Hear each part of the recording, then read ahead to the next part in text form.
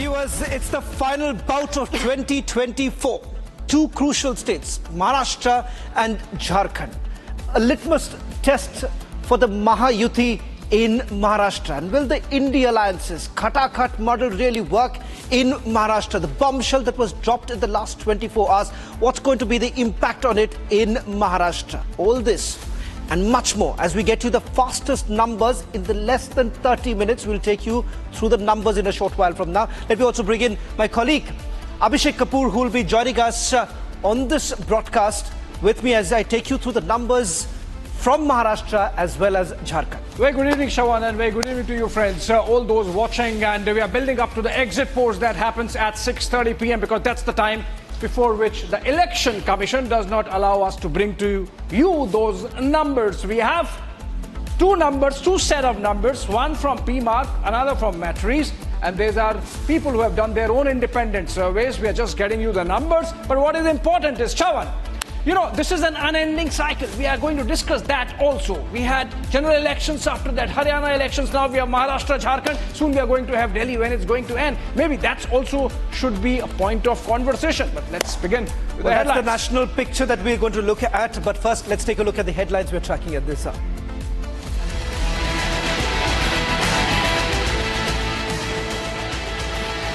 Voting for 288 Maharashtra Assembly has now concluded. State records 58.2% voter turnout till 5 o'clock. सारे आरोप झूठ है। जिन्होंने की है उनको मैंने डिफेमेशन का नोटिस भेजा है। मैंने साइबर क्राइम को कंप्लेन की है। जो चैट हुआ है, जो बातचीत हुआ है, वो मैंने साइबर क्राइम को कंप्लेन की है। After BJP's Bitcoin bombshell on Sharad Pawar's daughter, Supriya Sule response says all allegations are fake. Last phase of the polling in Jharkhand has also concluded. Jharkhand records 67% voter turnout till 5 o'clock this evening. The Uttar Pradesh police suspends 5 police personnel after SP Chief Akhilesh Yadav alleges that some voters were being prevented from voting in by-elections in the state.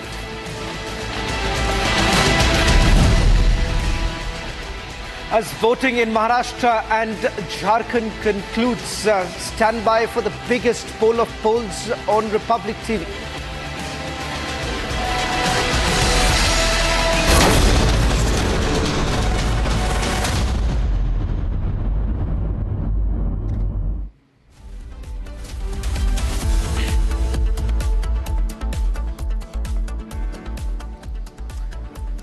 Welcome back, friends.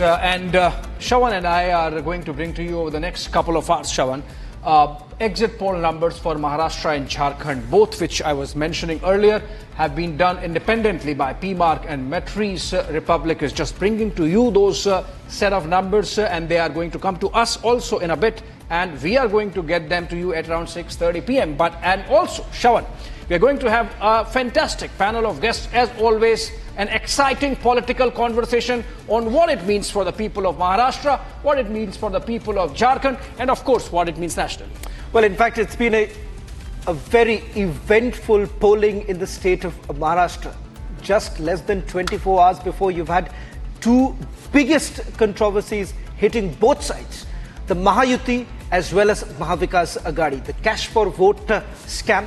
And then, of course, you also have the Bitcoin scam really turning out. Will that really have any sort of impact, or people of Maharashtra are largely looking at stability as the Mahayuti has largely been talking about? Jharkhand, on the other hand, we have seen largely this entire election basically revolving around key issues of infiltration, development, all that put together, ladies and gentlemen. This also comes at a time when, like what we saw during the Haryana election, that entire thing of that narrative was essentially that it's through for the Congress, but it turned out to be completely opposite. Is that really the case right now? That's going to be our focus, Abhishek, as we take our viewers through the numbers in just less than 20 minutes from now. I think so. The numbers should be prepared, and we should be in a position to take this out in a short while from now, Abhishek. Yes, and we have in fact our correspondents spread across the two states joining us live. I was just looking at those pictures. So we have Prakash Singh. He's joining us live from Ranchi, I believe, in Jharkhand. We also have Satya Prakash joining us from Nagpur, right? And we also have Harsha joining us from Jharkhand.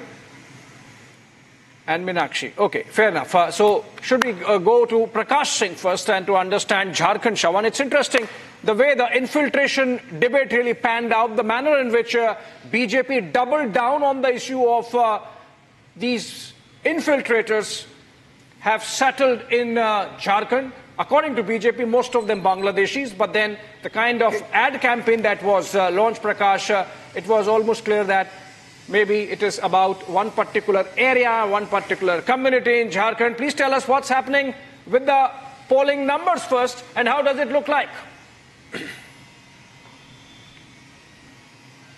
Well, Abhishek, we all know how BJP operates with aggressive advertisement, aggressive campaigning, and that's how it was done. The template was set originally by Himanta Biswa Sarma. What he had done in Assam, he wanted to replicate it here, and he came on the forefront because there were a host of tribal leaders. Babulal Marandi coming back to the BJP fold after a long time. Arjun Munda was there, and new entrant Champai Soren. So in order to not have a division among or disputes among these tribal leaders, Himanta Biswa Sarma led it from the front, and he created a narrative of infiltration apart from the India-Pakistan or the Hindu-Muslim narrative, or so to say the religious polarization that favors the BJP in a big way. So it is a new narrative that was set, and the JMM tried to counter it with the fact that there is no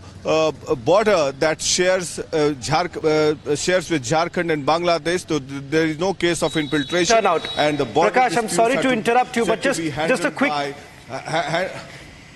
Prakash, I'm sorry to interrupt you, but just a quick check as far as the voter turnout is concerned, because as I understand the numbers, if you compare it to last time, it's a bumper voting that has actually happened in Jharkhand. A quick response, Prakash, as far as the voter turnout is concerned.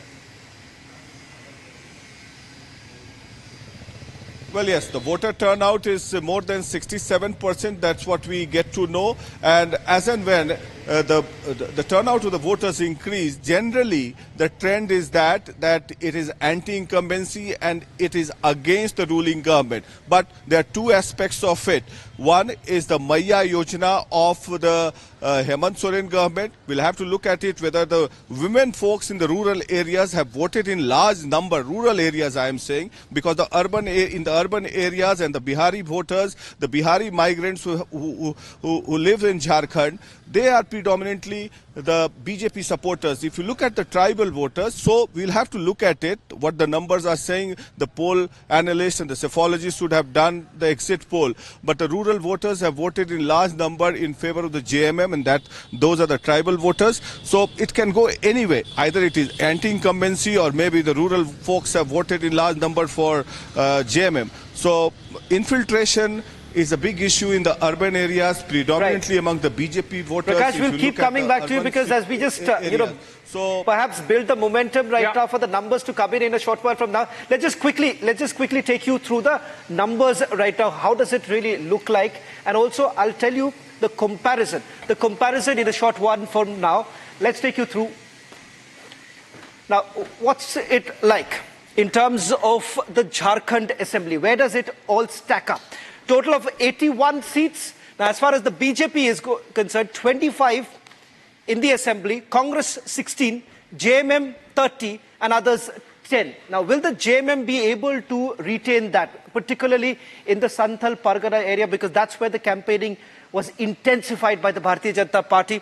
Will the numbers really go up in the other areas, Ranchi particularly, and other urban areas? Will the BJP be able to perhaps improve its tally there? The Congress essentially right now piggybanking on the JMM. JMM says that, look here, this entire campaigning of the BJP as far as infiltration goes has completely failed. Will it really have any impact? Now, that's what the numbers look like as far as Jharkhand is concerned. We'll take you through the Maharashtra numbers in a short while from now, but let's first get you, how does that voter turnout really look like in Maharashtra? And because if on the one side, you've had a bumper voting really taking place in Jharkhand, What is it like in Maharashtra? I think it's the other way around in Maharashtra, Shawan. My sense is that the voting has been very poor. In fact, we have been tracking the Election Commission numbers, and from Mumbai to most of the big towns, the voting percentage seems to be really sorry. And it really reflects poorly. And also in the general elections, remember, places in Jammu and Kashmir had better polling numbers than many of those suburbs of Mumbai. I think so we'll do that in the next less than 15 minutes from now. We're going to do a quick comparison between the previous assembly polls and now in terms of the voter turnout, because that gives you a sense of perhaps what's the mood like. Let's get a ground update also right now from Sandeep, who's joining us from Nagpur. Sandeep, that's again the bastion of Nitin Gadkari as well as the Deputy Chief Minister Devendra Fadnavis. Challenges are there, but just give us a sense of the voter turnout from the constituencies that you've covered. See, as far as Nagpur is concerned, or as far as the whole Maharashtra is concerned, remember the voter turnout till 1 p.m. was around 38%, 38.2%, and in fact when it came around 3 p.m. it was around 45 and some percentage. But ultimately the final stage of voting during 3 to 5 and 3 to 6 p.m. there have been an increase of 12% of voting, and what our sources have told that the RSS cadre had came out and led the people to make sure that more and more voting happens, Sandeep, and more people come on the ground and vote for them. Let's also get that quick word from Meenakshi, because she's reporting from Mumbai, Abhishek. Yeah. And Mumbai historically has never been able to cross over 50. That's never been the case. In fact, as you rightly pointed out, Jammu and Kashmir has done much better. Yeah. Srinagar has done much better than even Mumbai. Meenakshi, the numbers coming in from Mumbai, what is it like? Shravan, you are absolutely right. I have visited various polling booths in Mumbai today, and the polling booth in Mumbai city has low voter turnout.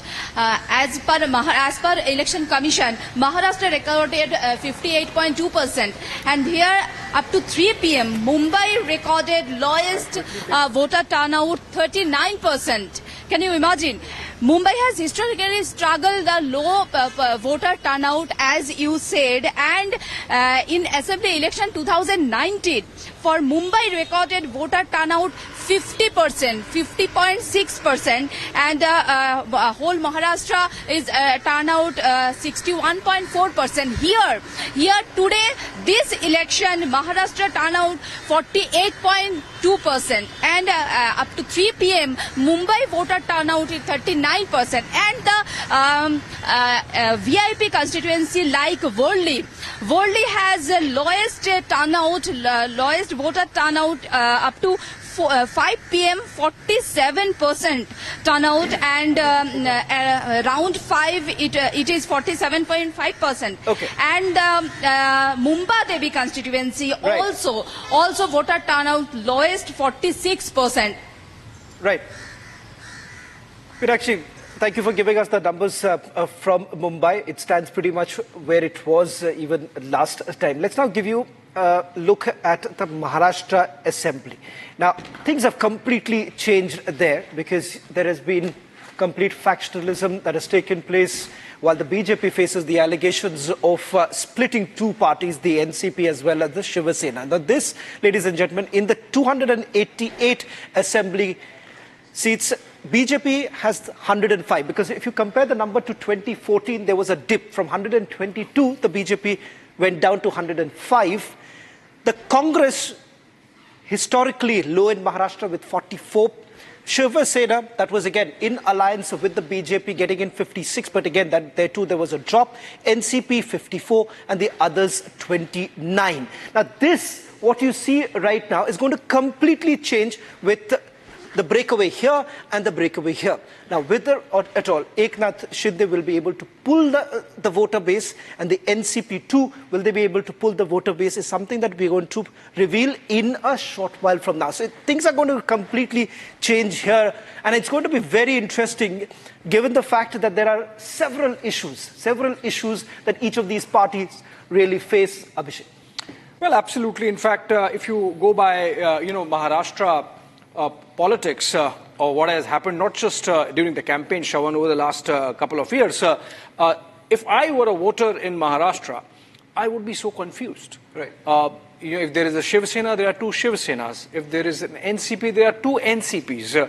And like in the case of Shiv Sena, both groups claiming for the legacy or claiming to be the legatees of Bala Saheb Thackeray. So in the case of NCP, the Ajit Pawar faction had to be officially restrained by the Supreme Court to not use Sharad Pawar's picture. So obviously somewhere that, that larger-than-life persona of Sharad Pawar in Maharashtra politics, and at least in the NCP politics, looming large. I mean, despite Ajit Pawar having been. So, as a voter, I would be very confused in Maharashtra. Perhaps that might get reflected in the numbers. I don't know. But in the case of Jharkhand, Shravan, it would be interesting whether the voting has been as expected along the polarized lines that the campaigns ran. So this whole infiltration campaign, did it have any impact on the ground? Because in a way, it was a template which the BJP sort of has aimed at perfecting this time around. Well, in fact, let's just get a quick word in terms of the numbers, Kapikin, from Jharkhand. Harsha, a quick check with regards to the voter turnout in the areas that you have covered. Yes, Shravan, if you talk majorly about the Santhal area where I reported today as well, 38 seats went for polling today, and more than 67% is the voter turnout, which was less in 2019. And this time, out of 81, 35 seats majorly will be the deciding seats on who is going to form the government in Jharkhand. Right now, the pitch of BJP of infiltration has gone in favor of them, or has gone complete down south for them. No one can say, because BJP has also maintained a complete pin drop silence on this.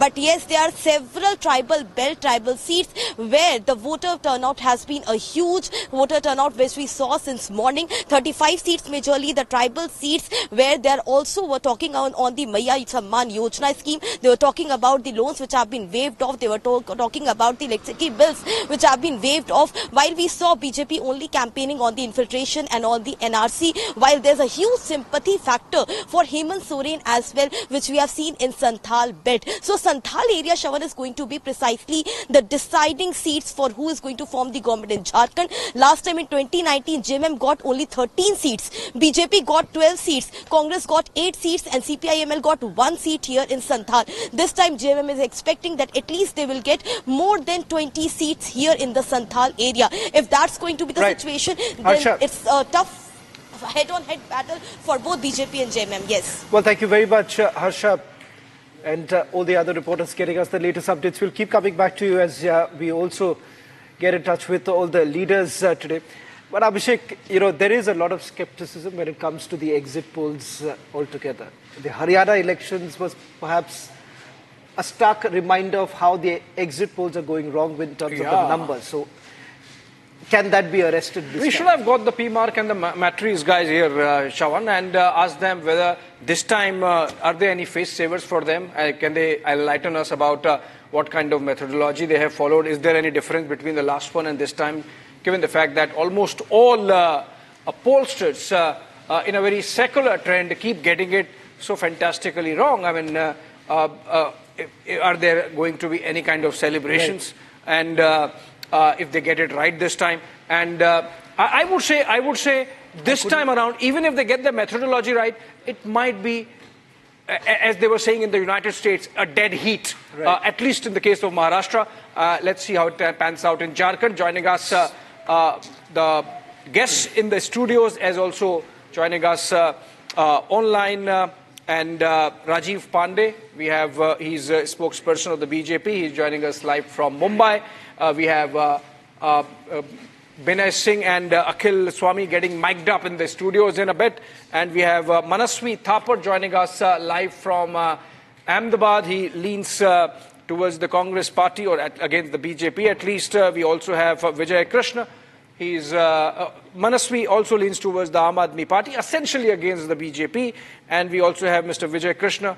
He's of the Shinde faction of the Shiv Sena. Shawan, would you want to pick up from one of these and start our conversation? Well, in fact, I'll just tell our viewers, in the next 10 minutes, we're going to release first the numbers coming in from Maharashtra, because that's where perhaps all eyes would be, because it's the most challenging election that any of these political parties are really facing right now in Maharashtra. We've seen it in the past, but having said that, this kind of factionalism really taking. So in the next 10 minutes, we first release the Maharashtra numbers, and then, of course, we'll also take you through the Jharkhand numbers in the next 30 minutes. So the fastest numbers only on Republic TV. We're not going to do the region-wise analysis and then give you the numbers. We're going to straight away give you the state numbers. Where does these parties really stand? Whether at all there's going to be a hung assembly or not.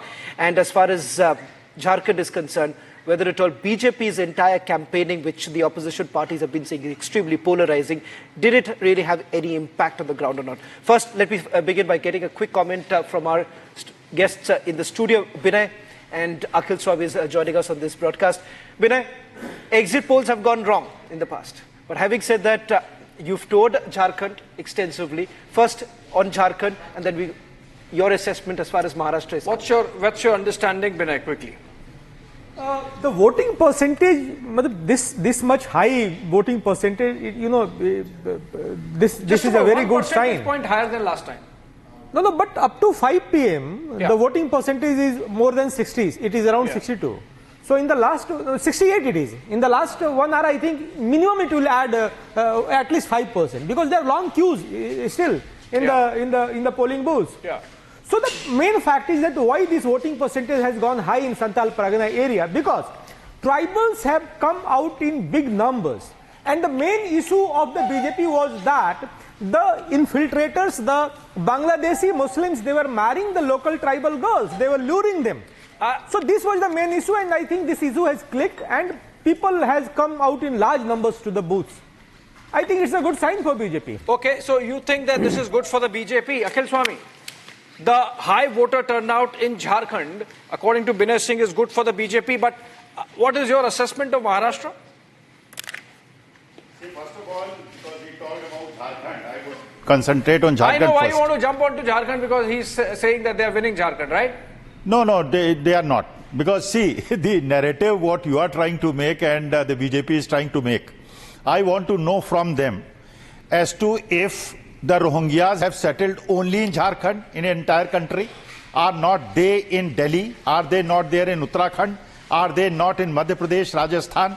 So the basic point is that if you are trying to single out a state or the states which are ruled by the opposition and where the double engine Sarkar is there and the Rohingyas are also there, then your logic, I don't know as to what type of logic would you offer. Number one. Number two.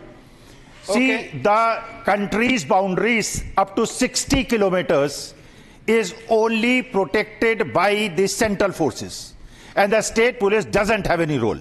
So if the central forces protect that, and that is under the Home Ministry, then how you can blame a state where the other country's boundaries even do not touch? So Jharkhand is a state which is not touched by any foreign country. So I do not know as to what type of logic the BJP feels. So what I feel is the tribals have voted heavily in favor of Hemant Soren, who was, abused the way he was kept in jail for 6 months, and the tribals and the Muslims have voted, and the Indians have voted, and the people who are anti-Sanatan and anti-India, they have not come out to vote, and that is why the India has voted for India. And Akhil Swami, please tell me, are you losing Maharashtra? Is the MVA losing Maharashtra? Because you are so focused on Jharkhand. See, Maharashtra, after what happened with Vinod Tawade and Ajit Pawar, what he has done, the harm he has done, he is doing harm to Mahayuti for last 15 days. Maharashtra, the statement that he has given against Supriya Sule, I don't want anybody to have a brother like him.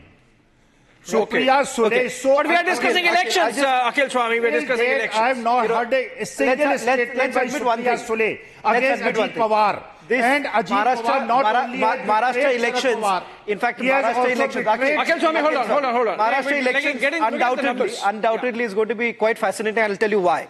Now, the reason being is that look at the long list of parties that you already have, starting from the BJP, Shiva Sena. Again, there is the split here. Shiva Sena's Eknath Shinde faction, and there you have the UBT, Uddhav Thackeray's faction. Now, if you take a look at how it is split, here the BJP still is the single largest party. The strategy of the BJP this time has largely been on the fact that get the maximum numbers. Obviously, they've contested much more this time. 102 in the assembly, 38 with the Shiva Sena, NCP's 40, Congress 37, with Uddhav Thackeray 16, with Sharad Pawar 12, and others 39. Now, that's how the 2022 post-split the numbers really look like. Aditi, if we could also put out the first, how the assembly really looked like before this particular split actually took place, and the fact that the alliance was of the Shiva Sena and the BJP. Now, these are 2019 numbers where you see the BJP and the Shiva Sena, which was in alliance, 105 and 56 for Uddhav Thackeray's party. Congress 44, NCP 54, and the others 29. So it's completely changed right now. And that's the reason why, as Abhishek was also pointing out, today perhaps the voters of Maharashtra would be extremely confused as to what exactly is really happening here. Yeah. Whom exactly are they really voting for? It's just 2 minutes now. And within 2 minutes, ladies and gentlemen, we are going to release the numbers. Yeah. How exactly does Maharashtra really look like? Will it be with the Mahayuti or will it be with Mahavikas Aghadi? Can we go to the guests joining us live from outside, maybe to Rajiv Pandey and Vijay Krishna Shinde of the Shinde faction first. Vijay Krishna ji, बहुत लड़ाई हुई महाराष्ट्र के चुनाव में राजनीतिक, और उसका जो पटाक्षेप हुआ कल, जो हमने देखा दोनों तरफ से एक दूसरे पर आरोप प्रत्यारोप, आज वोटिंग इतनी कम क्यों हुई है? लोग बड़े निराश हो गए हैं क्या महाराष्ट्र के? First of all, my salutations to all the panelists and also the news anchor. The first point is that this lethargy to come out and exercise your exercise your vote is our, not only it is only moral responsibility, but it is mandatory that if democracy needs to be healthy, that we need to vote. So this is not the contest of Mumbai alone. This is a pan-India phenomenon wherein in major cities like Mumbai or Chennai, most educated people believe that by voting that they are not going to achieve anything, which is not a healthy sign. But having said that, I'm not saying that people are not satisfied with the existing government or the existing opposition. But what I'm saying is that if you do not vote in a healthy democracy, you are going to see those legislators who are going to divide a country on various lines. And the second point is that when I was campaigning in Mumbai Devi constituency, where Shaina NCG is our MLA candidate, I requested all the voters, especially the businessmen who give their all their energies for 16 hours, to spare 1 hour a day on the polling day to come out and vote. So I really say that election commission should do more to sensitize the public much before these elections take place. We are just 30 seconds away, just perhaps 1 minute away from getting the numbers. I think we'll shoot the P-mark numbers first, Shawan, and then get the Metris ones. And then there would be for both the states. If I could, for the benefit of our viewers, give them some idea about the methodology if they are interested, because, you know, the numbers are always wrong, almost always wrong with most of the pollsters. Okay, P-mark numbers are in. Shawan. The numbers right now. Okay. Maharashtra, let's start with the Mahayuti. The Mahayuti technically crosses the halfway mark. It's between 137 and 157. For the Mahavikas Aghadi, it's 126 to 146. But again, if you see the halfway mark of 144, obviously there is an edge for the Mahayuti, but the Mahavikas Aghadi too is not really out of the context. And voting percentage wise, vote share wise also, Shawan, if you look at it, the Mahayuti is at 42%. and the Mahavikas Aghadi is at 41%. We'll try and get comparisons from 2019. We'll try also give you. We'll give the breakup also. We'll try and give you the breakup right now in terms of which party fares where, and also region-wise where does Mahayuti and Mahavikas Aghadi stand. Yeah. First, the numbers have now come in from the regions too. Vidarbha, you have the Mahayuti between 25 to 33, the Mahavikas Aghadi 27 to 35. From the Western Maharashtra too, here there is a clear edge for the Mahavikas Aghadi with 32 to 38 projected, 29 to 37 projected for the Mahayuti. North Maharashtra too, it is going for the Mahayuti. Projected seats of 18 to 26, 10 to 16 goes to Mahavikas Aghadi.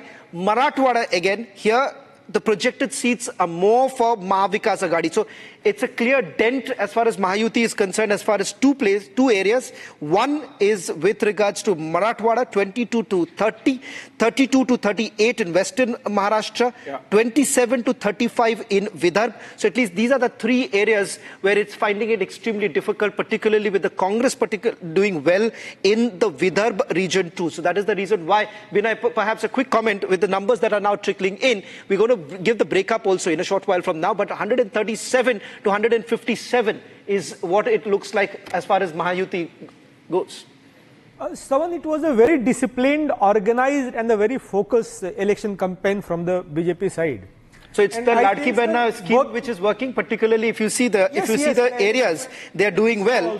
Thane Konkan also, if you have Mahayuti sweeping, Mahayuti is sweeping in Thane Konkan. As far as Mumbai is concerned, 16 to 24. Again, there too, clearly a clear sweep coming in for the Mahayuti. North Maharashtra also has an edge as far as Mahayuti is concerned.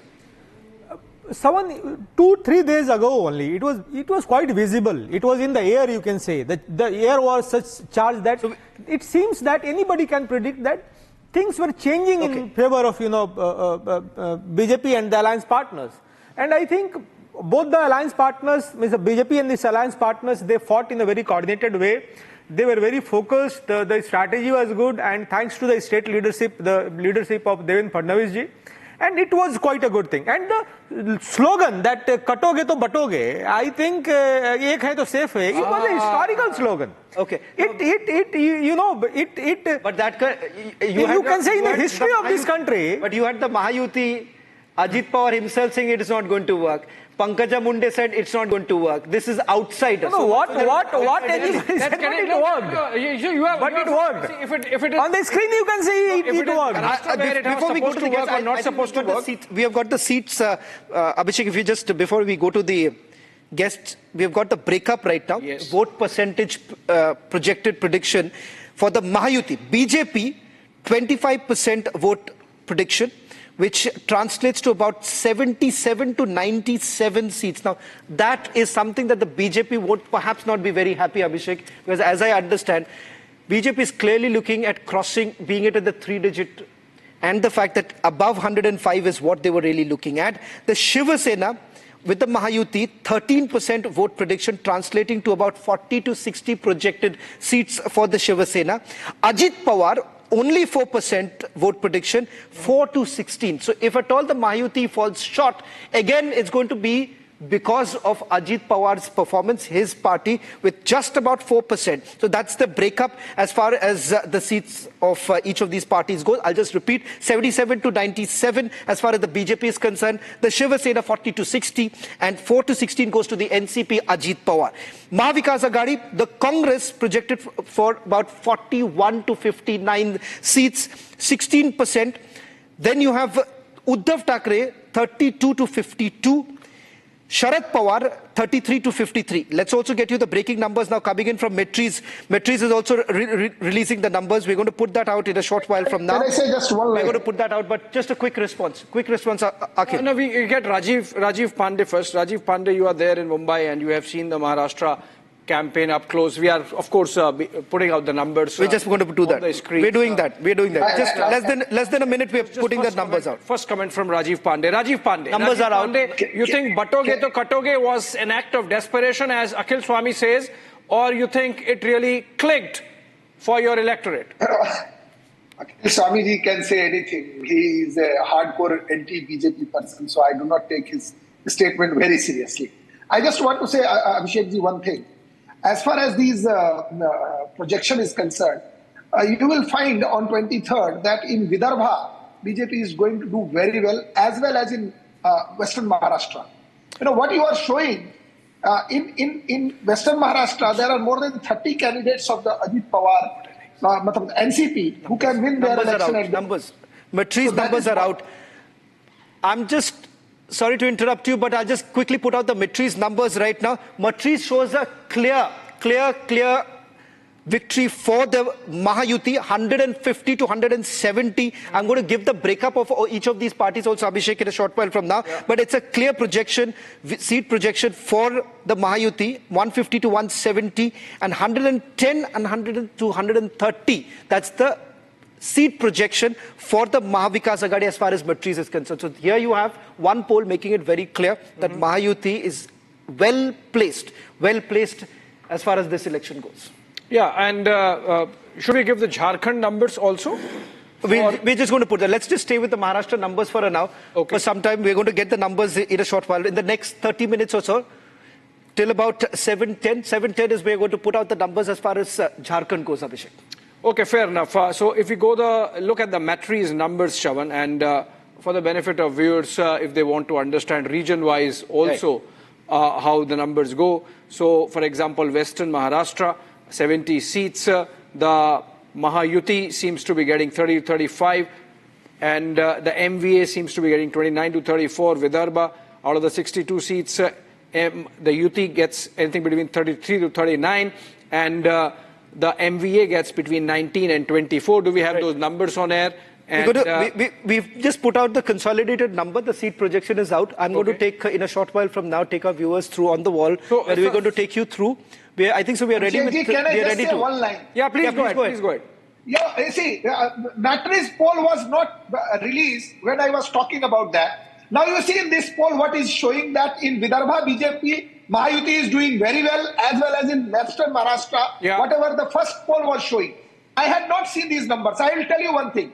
As far as the NDA is concerned, the Shiv Sena UBT, except Mumbai region, they are not in contest anywhere. But do you believe that Ajit Pawar will pull you down? Even if you see the numbers, Ajit Pawar may be the weakling. Ajit Pawar may turn out to be the weakling for you. Sir, only I am saying in Maharashtra, Mahayuti is going to form government with clear majority. And second point, there are 3 regional parties in Maharashtra. There is no, in NDA, no party of Vidarbha. Shiv Sena UBT is a party of Mumbai city, and Sharad Pawar ji ki party, NCP Sharad Pawar, is a party of Western Maharashtra. You will see in this thing also it is showing clearly the same thing. How can Shiv Sena UBT win 30 seats? It is impossible. Mark my word, I am telling you, I am not a pollster. But before I pointed out my numbers, you have shown Matri's poll is showing whatever I have stated, sir. So what I am saying, I have traveled across Maharashtra. These 3 parties will not cross, not a single party will cross more than 30. In MBI, that is you would have been far happier if, crossing 105, because we're going to give you the numbers also. Let me just quickly take you through the numbers again. Now, this is what, unlike other channels, we are not wasting time, giving you directly the numbers that are out, 2 polls, PMark as well as Matri's. Now, this is what PMark is projecting for the Mahayuti, 137 to 157.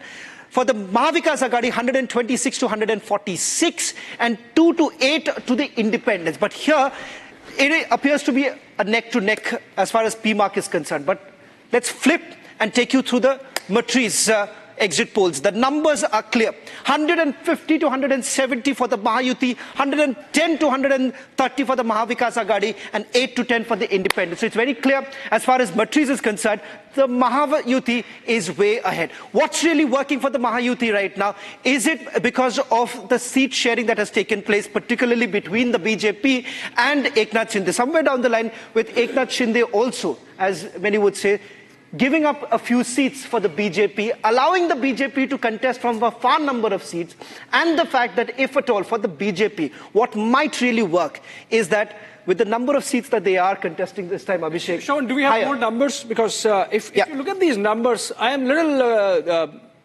concerned about this broad sweep. So if you look at Metri's poll, 150 to 170, that's a huge margin the pollster is taking on 288 seats. So similarly for PMark, we're going to break it down. Similarly for PMark, if they're saying 137 on the lower end to 157 on the higher end, plus an error margin of 3%, and that's huge 3% margin. You know, if vote share, if you look at it, the difference between the two is just 1 percentage point, and an error margin of plus minus 3% really can make the results go haywire, right? Akhil wants to make a point here. Yeah, please go ahead. See, I'm a student of share market, just security analysis and portfolio management. What is working in favor of Mahayuti is that the short sellers have given the job to the exit pollsters, and this polls next 2 days, I'm warning the investors, they will take the market 5% up, they will offload their shares, and after results are out, the market will go down by 10%. So don't get into trap. This is bear and bull traps, and you will. Elections are held for investors and markets. Yes, it's a caution. I think the vote share. Abhishek, the vote share is out. We're just putting out the vote share. Akhil, we're just putting out the vote share right now. We're just putting out the vote share. The markets went up by 7%. Okay. Let's look at went down by 7%. Okay. And people lost money. And what happened to Rahul Gandhi's portfolio? Let's just take. How is it doing now? After 6 months. I'm concerned about my portfolio. I'm not. And it's doing well. Please tell us it's doing well. You should not get. Please tell us it's doing well. Please tell us it's doing well. Let's just Abhishek, Akhil, I know, you know, it's promised. Trust me, Mr. Akhil Swami, you know, last time also there was a lot of heartburn. That's unfair. Last time also there was a lot of heartburn here. But let's just take you through the. Let's go with the vote share. Let's just take a look at the vote share. Now, Matri's exit polls, 48% for the Mahayuti, 42% for the Vikas Aghadi, and 10% for the others. I'm not sure if the polls for PMark is ready or not. We'll just try and see. Let's just take you through the PMark vote share projection. Now, let's move to that. This is how the vote share projection really looks like as far as PMark's pollers. 42% for the Mahayuti, 41% for the Mahavikas Aghadi, and 17% for others. Now, clearly, as far as Matri's is concerned, they have given a clear edge to Mahayuti. And as far as the Mahavikas Aghadi is concerned, is way behind. But as far as PMark goes, there is a close contest. So this is how, Abhishek, the vote share projection really looks like. Yes, and very thin margin so far as PMark is concerned in Maharashtra. And plus, if you add the error percentage point, then of course it's an open game. But you know, coming to this conversation we were having, and let's get everyone involved in this. Elections are not for markets, Akhil Swami. And your portfolio, I don't know about your portfolio, but because it's in public domain, my words. Rahul Gandhi's portfolio is fantastically next 2 days the share market will go up. And because on 23rd, like it will crash. Markets are like that. They go up and go down. No, it's a trap. It's a trap. No, it's not a trap. It's a trap. Markets will go up, they will go down. No. When they are down, you buy if you are smart. And you have already sold, so you are out of it. So you shouldn't be concerned about markets. I'm concerned about investors. Abhishek. I'm concerned about crores of investors. I am concerned about people of Maharashtra and people of Jharkhand. So let's focus on that. Sell your stocks. Abhishek, sell your stocks. This is a very old modus operandi. This modus operandi is called claim and blame. So when you win, you have persons to claim like Rahul Gandhi or due to Rahul Gandhi. And when you lose, it's because of, now it's the EVM was being, accused of, election commission was targeted. Now the short sellers are being targeted and the pollsters are being targeted. Okay. They used to target the institutions. Haryana की तो बात ही नहीं करनी चाहिए. अरे this is exit. Haryana is different from Maharashtra and Jharkhand. One shouldn't speak about Haryana. I have been giving. Okay. I have been giving that qualifier since we started. No, I've been giving that qualifier about these exit polls. from the time that the broadcast started, Akhil Swami. And the reason is that we know how the exit polls go, but they can be right also. If you look at, that's why I was saying, you look at the broad sweep, if you look at the broad range, which both the pollsters are giving, somewhere, of course, the numbers would fall in between. 170 seats. Mark my words. 170 seats. Ajit Pawar will switch over to Sharad Pawar. Eknath Shinde will change over. Jyoti sir, or you are a stock. NDA will get 210 seats. You're talking about the post-poll alliance. Abhishek, No. can I just Okay. That is Come in. That is pre-organized. Okay, come in. Rajiv Pandey, come in. Rajiv Pandey wants to. Akhil Swamiji should leave investment work and join prediction work. That who will leave, who will join. He will get more money. Listen to me, sir. You are not aware about the ground situation in Maharashtra. Whatever BJP has talked to the people of Anil Maharashtra. Deshmukh का सिर फोड़ दिया, आप क्या जमीन पे रहेंगे? अनिल देशमुख का सिर फोड़ दिया. Sir, I did not disturb you. It's what I'm saying. In Maharashtra, the situation, as far as the development is concerned, the people of Maharashtra is very well soybean के बारे में बात कीजिए. सोयाबीन के बारे में. Government is bad. First he will talk about share market, then he will talk soybean. Sir, we will talk about everything. What I'm saying, people of Maharashtra is well aware that once this Mahayuti government comes back, the economy of Maharashtra will go into this. And what I'm trying to say, that whatever is happening as far as the security area of concern, you have seen when the Congress party was in power. अरे Rohingya बसे हुए महाराष्ट्र के अंदर. Yes, you are right. Maharashtra के अंदर Rohingya बसाए जा रहे हैं पिछले 2.5 साल से. आपने एक सवाल पूछा था. तो आप एडमिट कर रहे हैं ना. और डबल इंजन सरकार. You are admitting to it. Rohingyas in Maharashtra. 2012 Rohingyas have entered into this country when Sonia Gandhi was in charge of this country, and Rohingyas. अरे बॉस पे आ गए, इस पे बात करो, आज की तारीख में बात करो. I think so. We will take action. I'm telling you, sir, Akhil ji, like it will be like this, Abhishek ji. They were saying, मंदिर वही बनाएंगे. Uddhav Thackeray will be the next chief minister of Maharashtra. Okay, I think so. I think so. Your prediction last time. Are you sure? Because I don't think the MVA has decided that Uddhav Thackeray is going. Are you disowning Rahul Gandhi? Okay, are you disowning your party, Akhil Swami? Abhishek, Deepak Kesarkar. Akhil ji, hold on. Deepak Kesarkar, thank you very much for joining us. Numbers seem to be on your side, and as far as your party is concerned, we are projecting 150 to 170 for the Mahayuti. Matriz 150 to 170. PMark says 137 to 157. Well positioned, comfortably in. But do you still feel that your alliance with the Ajit Pawar may bring you down, because the vote prediction, the seat projection for Ajit Pawar doesn't seem to be very good?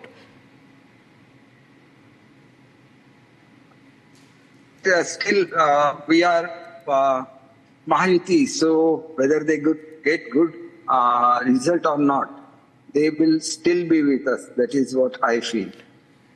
Mr. Kesarkar, some people are making this prediction that there is a possibility that you will go back to the Uddhav camp. That there is a possibility. There are some predictions happening in the studio tonight that will you go back to Uddhav Thackeray?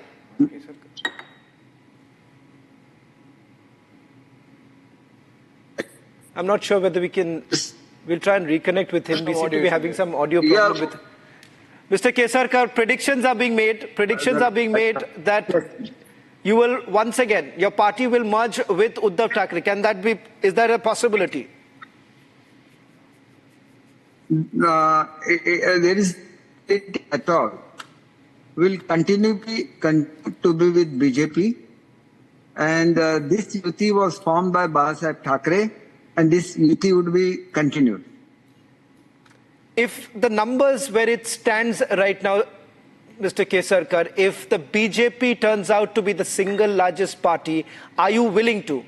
I'm not very sure whether we still have the line with Deepak Kesarkar. But Deepak Kesarkar, Akhil Swami has made it very clear. He's not going anywhere. BJP ke saath yuti hai. Ajit Pawar will come back to Sharad Pawar. Now you said, a short while back you said about Eknath Shinde, he's going to go back. Ajit Pawar also will come back to Sharad Pawar. Okay. Just mark my words. On 23rd, BJP will be left only with 80 seats and the central government also will fall. Rahul Gandhi will become Prime Minister. Yes. Sir, Abhishek, Great dreaming. He has taken advice. No, evening dreaming. It's Nomani evening has time said now. this. You're allowed to dream. This is You're a allowed to statement dream, of I guess. Nomani. Okay, Mr. Pat. This is the statement of Nomani. He said first defeat Mahayuti in Maharashtra, then central government will. I think Akhil Swami is taking advice from that Maulana who has created a crime, who has committed a crime in Maharashtra by asking for people boycotting. Because boycotting a particular section is a criminal offense in Maharashtra as per the 2017 Act. So Akhil Swami is saying the same thing. Akhil Swami is saying, like Nomani, you are talking like Nomani, sir. Are you trying to grab the attention that central government will fall? Why you are saying this? On what ground you are saying this, sir? Maharashtra election will decide the fate of the... And I am telling you, Rajiv, but the point here is that some are looking at what happened in the last 24 hours, perhaps a sign of nervousness. If at all, these were allegations that you have leveled against Supriya Sule, if you were aware of what was actually happening, why did you not put this out in public even before? Was this some sort of a reaction to what happened to Vinod Tawde? No, not at all. This issue is raised by an ex-IPS officer. But the timing of it, Rajiv, the timing of it. Now, the fact is that now you could have cornered, if at all, if you believe, Rajiv. I'll stay with the numbers. While I stay with the numbers also, I think so we'll once again go back to the numbers, Abhishek. Before I do that, before I take our viewers once again, because in the next 10 minutes or so, a little more than 10 minutes, we're going to put out the Jharkhand numbers. But once again, region-wise, we're going to put out the numbers right now of Maharashtra. Western Maharashtra's number is going to be out right now. There you see right now on your screens. Clearly, as far as Western Maharashtra goes, there is again a close fight as we were indicating. 30 to 35 for the Mahayuti, 29 to 34, Abhishek, Western Maharashtra for the Mahavikas Aghadi. So there is one area where you see that there is going to be a close fight. We're going to show what's the numbers really like in Marathwada and a few other places too. Vidarbha is, let's put out the numbers for Vidarbha right now. Put out the numbers first. And in Vidarbha, here you have the Mahayuti doing much better, 33 to 39, 19 to 24 for Mahavikas Aghadi. Just a quick point before I hand it back to you. Now, this is an area where the Congress was hoping, Abhishek, that they will do a much better performance here, because in the Lok Sabha, this was the area which was giving them the numbers. So clearly this hasn't really gone down well with them. Marathwada, 19 to 24 for the Mahayuti and 20 to 26 for the Mahavikas Aghadi. That's what it looks like as far as Marathwada. Thane and Konkan, let's move to that. Thane and Konkan, again, this is the bastion of Eknath Shinde. 23 to 28 going in for the Mahayuti. 6 to 13 going in for the Mahavikas Aghadi. Here too, setback for the Mahavikas Aghadi. Mumbai, 20 to 16 going to the Mahayuti. 9 to 15 once again for the Mahavikas Aghadi. So that's the breakup that's coming in right now. Finally, North Maharashtra, here you have again neck-to-neck fight. 13 to 19 going in for the Mahayuti, 14 to 21 to the Mahavikas Aghadi. So is there a possibility, slim possibility, Abhishek, that we are going to see what we saw last time, a hung assembly, and at the same time, switchovers that are going to take place, post-poll alliances? Fairly possible in Maharashtra. As I said, Shravan, I began by saying that if I were a voter in Maharashtra, I would be confused. But it seems, Rajiv Pandey, going by these numbers, that vis-a-vis the general election results, the Mahayuti seems to have covered a lot of ground. What has changed in these 6 months? Is it Ladki Behan? Is it the kind of aggressive campaign? Is it Batoge to Katoge? What really worked to sort of swing your fortunes this way after the dip during the general elections? There are two reasons. One, the biggest reason is that Congress party spread a false campaign and fake narratives that if BJP comes in power, they will scrap constitution and they will scrap reservation. Kaach ki handi baar baar nahi chadti. So people realize this is a utterly lie, and Rahul Gandhi is a habitual liar. So he said this. Now people have realized. So that is one aspect which is very important, sir. And on 23rd, if I am with you on show, you will remember this statement. This issue. Second, the scheme what we have brought, the kind of developments BJP has brought, that is the second point that has reached to the people, whether it is Ladki Behan Yojana or the developments in Maharashtra. 40 years back, Atal Setu was in their mind. Modi ji started the project and finished the project. Then you see Greenfield Airport near Mumbai. There are now Atal Setu. There is a new airport in Mumbai city. Manasvi. So third, last line. Yeah. The issue of security. Every year when Congress was in power, Mumbai was bleeded by Islamic terrorists in this country. Tell me which year a terrorist strike has not taken place in Mumbai and Maharashtra. Now for 10 years, not a single terrorist strike, a bomb blast. I think all safety, security, development and removal of the false narrative has helped. One wonders if everything changed only in the last 6 months is the question, Rajiv. The way Rajiv Pandey, you should be answering. But let's get in Manas. I'll come to you. We are having this conversation till 8 p.m. Manasvi, it seems that while it's sort of even Stevens insofar as the Jharkhand situation is concerned, at least in the case of Metri's poll, the Mahayuti seems to have a clear edge. Even in the P-Mark poll, the Mahayuti seems to have clear edge. And so how do you see this BJP covering so much ground from general elections and both in Jharkhand and Maharashtra seems to be having an edge over the India Alliance and the Congress party? See, BJP is the largest political party in both the states now. Now, the advantage of BJP is the consolidation of Prime Minister Narendra Modi's leadership and the confusion BJP has created, which is in the advantage of the BJP. The confusion they have created is specifically in Maharashtra by dividing Shiv Sena, by dividing NCP. So the voters are confused. So the single largest party by this division and confusion, which adds to the benefit of the BJP, is there, which is giving them a larger leg and a larger vote bank there, because it's the single largest political party, has divided Shiv Sena, have divided NCP, have taken members from Congress. It's BJP in Maharashtra is BJP without ideology, and this particular election most largely is going to be the first election of Maharashtra which is not fought on ideology, because it's a mix. All the political parties are a mix of NCP, Shiv Sena, but Manasvi, can I just quickly come in, because if you see, Manasvi, now for the Mahavikas Aghadi also, Manasvi, just a quick point here. For the Mahavikas Aghadi also, if you see the rallies that have taken place, Abhishek, Rahul Gandhi technically has not really campaigned for the allies. Yeah. A question was basically asked to Rahul Gandhi as to why exactly there is no campaigning for the Mahavikas Aghadi. And it is restricted to only a few areas because of the kind of confusion over the chief ministerial candidate. And that is why the fight here, within the Mahavikas Aghadi was who exactly is going to be the chief minister even before the polls happen. In Jharkhand, that confusion was not there. See, there's one thing which we need to understand. There also.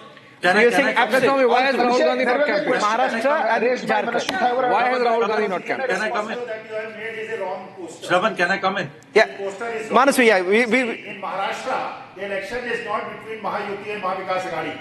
The election is between Mahavikas Aghadi and Adani and Gujarat lobby. Now it's So Gujarat lobby is Are you sure? On Adani, Sharad Pawar has something against Adani. Should I get the quote of Sharad Pawar, what he said? Adani oblique you know what Gujarat he said? lobby versus Sharad Pawar is not part of the Mahayuti. Marathi Manush. You know what Sharad Pawar said? Gujarat lobby. Okay. Manasvi wants to make a point. Gujarat lobby is at 7. Haravi. An issue unnecessarily created by Rahul Gandhi. He said that. Okay, Haravi. Quick point to Manasvi. At 7 o'clock, we once again put out the numbers. We put out the numbers once again for Maharashtra with the next 10 minutes. Akhil Swabi, unlike others here at Republic TV, we are putting out the numbers fast. Maharashtra we have already put out. 7 o'clock we'll once again give you the full picture as far as Maharashtra goes. Manasvi, just a quick point. I'm going to take the numbers in right away. Manasvi, go ahead. Percentage in Maharashtra would have been on the higher end. It would have been on the beneficial side to the Mahavikas Aghadi. But what has happened here is because the Karyakarta momentum of BJP is much stronger than any political party. Manasvi, just hold on. Manasvi, hold on. Because I think so, since our viewers are now also, many of viewers are joining in right now to see the numbers. Let me just once again put out the numbers for you. Two polls we are putting out, PMark and Matriz. Let's first begin with PMark. This is what the vote seat projection looks like. 137 to 157 for the Mahayuti, 126 to 146 for the Mahavikas Aghadi, 2 to 8 for the independents. Let's move to Matriz. Matriz gives 150 to 170. So the margin, as Abhishek was pointing out, it's quite huge. Error also we're going to put this out in a short while from now. Mahayuti 150 to 170, 110 to 134 Mahavikas Aghadi, 8 to 10 for the independents. So this is what it looks like. But as far as Matriz is concerned, clear edge for the Mahayuti. Now let's go with the vote share projection of PMark. 42% for the Mahayuti, 41% for the Mahavikas Aghadi, and 17% for the others. Let's move to the Matriz vote share projection. There you would have a little, perhaps, clear edge to the Mahayuti, 48%, 42% for the Mahavikas Aghadi, 10% to the others. So clearly two polls clearly showing that the Mahayuti, Manasvi, has a clear edge. So it means somewhere down the line, perhaps the development projects that have been announced by the Mahayuti seems to be really working. And the Ladki Behna scheme, Abhishek, was something that the Chief Minister himself was really pushing very hard, because he believes that with this DBT really taking place, it's going to send across a message. And he says the promise was also made that it's going to continue. So does these schemes appear to have some impact, at least in the rural belt? It seems sure to have had impact on the voting percentage, Shravan. It's interesting, we were discussing that while Jharkhand has voted with both its hands, Maharashtra has been lackadaisical. But it seems the voter enthusiasm might not be at par with Jharkhand. But I'm looking at the numbers from the Election Commission. Binay Singh. They will revise it. They will increase by 10% by 11. No, already. And I'm not comparing the present numbers. I'm saying in 2019, the Maharashtra voting percentage was 60.56%. That is 2019. This time it is 66% already, which means Maharashtra has voted about 5% in the last 1 hour, more. Around 7% they have added. Yeah, so which means that it's not that bad, except for Mumbai perhaps, which is still below 50%. It cannot be the barometer also. Yeah. It cannot be, as far as Mumbai is concerned. Marathas have voted, the upper caste have not. That is why the percentage in Mumbai has gone down. Oh, which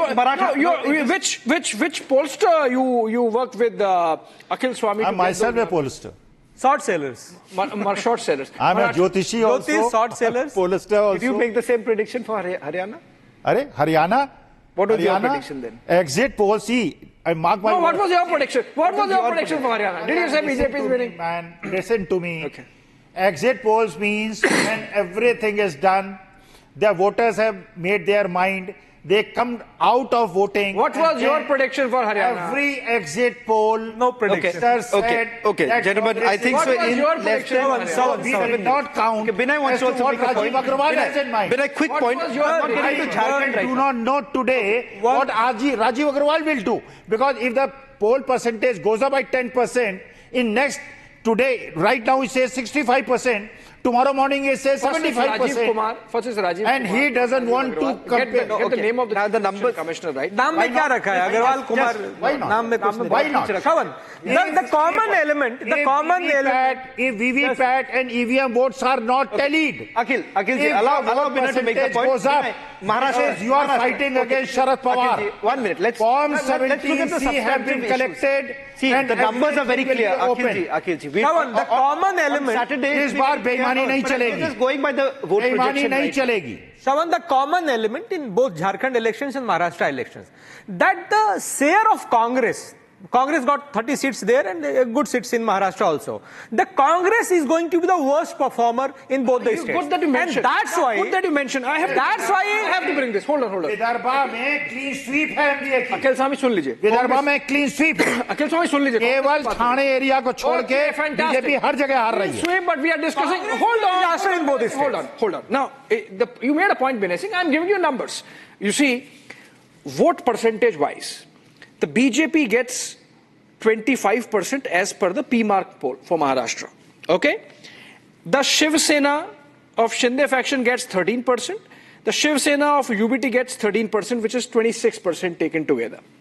The NCP gets 4%, Ajit Pawar faction, and the Sharad Pawar faction gets 12%, that's 16%. The Congress gets 16%. So in effect, they are the smallest party effectively. Congress will get 25%. Mark my words. So BJP will get 50%? 15%. BJP will get 15%. 15%. Congress will get 125 or 25%? 25%. Achha. Congress will sweep Vidarbha, Marathwada, Western Maharashtra, the only place Mahayuti will take in. You mark my words. Congress is going to be a disaster in both the states.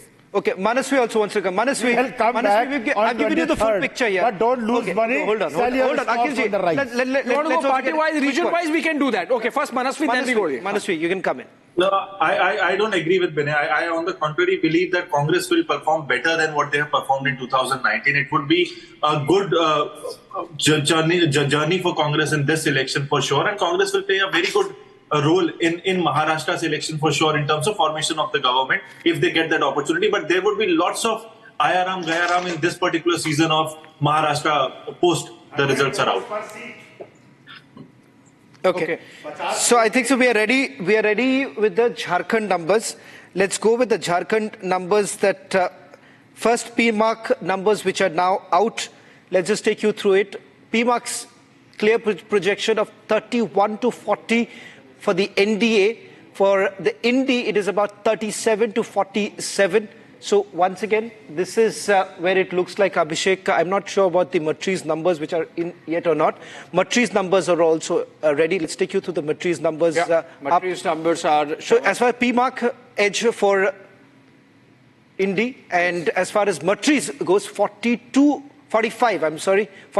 for the NDA and 32 for the Indi. So here you have once again Matri's clearly pointing out that it's going to be the NDA forming the government in Jharkhand. So, Vinay, one poll says it is the Indi, and the other clearly giving an edge to the NDA. Tuhin Sinha is also joining us. Vinay, just to cover the main there are two important points in Jharkhand election. One, the last time where the BJP... But do you agree with these polls? Do you think the numbers are... No. I think Matri's is correct with its numbers. The two important points in Jharkhand polls are that Santhal Pargana and Kolhan. So Kolhan in 14 seats BJP got 0, and in Kolhan this time BJP is expecting, and I think BJP is going to win more than 8 seats. They are going to win approx 8 to 9 seats in Kolhan. In Santhal Pargana also BJP is going to do wonders, where there were just only 4 seats. So a drastic change in the numbers, the winning numbers in Santhal Pargana and Kolhan, that is going to be a game changer this time. Interesting bit, because you mentioned Santhal Pargana, and in a way the entire campaign of the BJP was focused on Santhal Pargana with Batoge to Katoge and the infiltration thing. You see, the numbers are interesting so far as Matri's is concerned. If you go for just Santhal Pargana, there are a total of 18 assembly constituencies, of which the BJP gets between 7 to 9, the JMM gets 8 to 10, and the Congress gets 1 to 3. ATSU gets 0 to 1. So, which means that despite all that campaign, high voltage, focused, but it does not seem to be giving dividends the way the BJP would have expected. No, it's not like that. First you compare with the last time, the results, and the second is that the demography of that Santhal Pargana has changed drastically because of the Bangladeshi infiltration. Tohen, you agree with Binay Singh that Santhal Pargana might not have delivered despite all the high voltage infiltration, Batoge to Katoge campaign of the BJP? No, Abhishek, Jharkhand is going to witness one of the strongest anti-incumbency votes this time, and that reflects in the voting percentage. I don't know what is the latest figure. By the time the voting has ended, I'm sure it has crossed 70%, somewhere in the vicinity of 73, 74%. And that is only and only because of the vast anger against Hemant Soren government on all fronts. And mind you, I was there for 5-6 days on 2 occasions, in fact, in the last 1 month in Jharkhand. And the problem of illegal migration is not confined to the Santhal region. It has percolated down to every part of Jharkhand, including the cities of Ranchi and Jamshedpur. So that is a much bigger issue. Tribals this time will vote en bloc for the BJP, which would mean at least 8 to 9 seats in favor of BJP in the Santhal region itself. In Kolhan, we are making a big comeback. Aditi, out of 14, 8 to 9 seats at least for the BJP. So I think in my estimate, it is 45 plus for the first time. And, the strange thing about Jharkhand is that in the last 24 years, not a single occasion has a party crossed 45. This time we will create history. We will cross 45 very easily. That is my prediction from, the close observations that I have of the elections. Manasvi, come in. I think this entire debate of Ghuspetias being in the Jharkhand is a made-up thing by the BJP. Logically, it does not make any sense because they are in center. They were in power 5 years back. Before 5 years, they have been there in the center and in the state before. And since now creating there is a difference. I'll explain the difference. Tuhin, allow me. So if the chief minister is responsible, what was the center? Manasvi, so let's not. I've got your point. So Tuhin, I'll come to you. Don't interrupt. Tuhin, I'll come to you. Let him complete. I'll come to you. Let's not fool the voters of Jharkhand. Ghuspetia issue is not an issue of voters because that issue is on the contrary going to be against BJP because you are in center. The borders are before you under the Home Ministry, and you are saying it is the Chief Minister Soren who's responsible for Ghuspetia. This has to be answered by the BJP, not by the Chief Minister of Jharkhand. So that's a valid point to him. You see, the infiltration, if it happens, is not happening in Jharkhand, irrespective of the demographic change. If the infiltrators have come to him, they have come from Bangladesh, so they would have come to Bengal, they would have come to Assam. So that's the place where the infiltration happens to him, not in Jharkhand. Armchair intellectuals like Manasvi ji need to realize that, illegal migration has been a problem which has existed from 1947. But why governments like JMM are directly complicit? Why? I'm explaining you. Why parties like JMM are directly complicit is because of the alacrity, because of the promptness with which they have tried to naturalize these illegal migrants by doling out Aadhaar cards, by doling out voter IDs. And what that have is you where been two doing specific state governments, TMC and JMM, are directly complicit. And in fact, all the illegal migration that is happening today is because of the laxity of the central government, wherein they could not prevent India's from coming our country. Mamata Banerjee and Hemant Soren are two people who have acted as okay, hold on. Let's structure this. Manasvi, you're still blaming the opposition while you are in power. Manasvi. There are two chief ministers. Hold on. Pull back. Both sides pull back. Ratan Sharda is here. Pull back. I'll come to you. You have been speaking about at every turn. Ratan Sharda. No, I am strictly going by the India census numbers, official figures, right? Exactly. Ratan Sharda, the Muslim population, and we are talking about Santhal Pargana, Shawan. The Muslim population, which was less than 10% in 1951, stood at 22% in 2011 and might be 25% now. Now, that really gives you an idea of the kind of consolidation of the Muslim vote has happened in Santhal Pargana, about which the BJP has been talking about through the entire campaign. So it's not that the change of demography has not happened. But Ratan Sharda, the manner in which the BJP carried out the campaign, particularly that ad which was banned by the Election Commission finally, sort of gave an impression that it was attempting clear communal polarization, not just in Santhal Pargana, but in other parts of Jharkhand also. Abhishek, just Ratan Sharda, I can just add the numbers. I can just add the numbers right now. Ratan Sharda ji, before you answer, just put out the numbers from these region itself, because now Matriz has put out region-wise numbers, and that perhaps we can take the conversation forward. Santhal Pargana, 18 assembly constituencies. BJP, the projection is about 7 to 9, 8 to 10 for the Congress. This is in Santhal Pargana. Yeah. Ratan Sharda ji. North Chota Nagpur, 25 assembly constituencies, 13 to 15 for the BJP, JMM 6 to 8. Chaibasa, 14 assembly constituencies, 4 to 6 to the BJP, 5 to 7 to the JMM.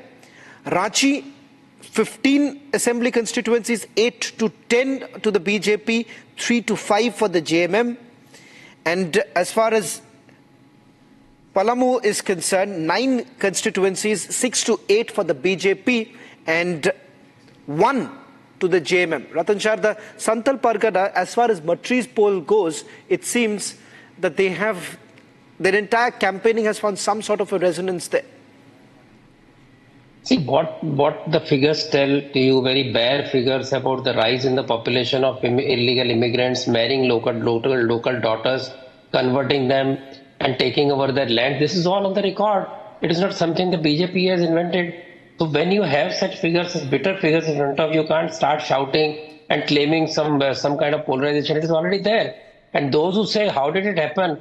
Remember when Bengal was full of people who got their ration card, their voter card from Bengal, they moved to Jharkhand. When they moved to Jharkhand, they moved to Santhal Pargana. It's not Santhal. It is Santhal, just for your correction. When they moved to Santhal Pargana, because of lackluster attention of the governments, whether BJP or Congress, I will not today get into that. These people were able to marry local girls. These people were able to convert them and also take care of take over their land, etc. Because the land belongs to women there. This being the truth, naturally, when this is brought out by BJP, they will get the benefit of that particular polarization because drivers feel their identities under threat. The polarization is there on the other side also.